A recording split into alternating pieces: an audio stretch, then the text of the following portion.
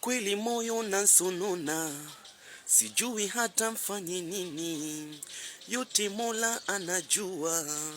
So mimi namwachia, hata kama mabaya napitia, hata kama magumu napitia, yote ninajua yana mwisho, ila Mola atatenda. So kukosa mashabiki siwe chanzo cha kukata tamaa, kwani naamini katika Mungu yanawezekana. Mungu akisema ndio, hakuna wa kupinga. So wanadamu wasikukatishe nini, najua yatapita, yote yana mwisho. Nisiwe na tamaa ya kuhalakia maisha, kama ipo itakuja kwa wakati. Kwa hiyo namuomba Mungu anisaidie, maana ndiyo nuru.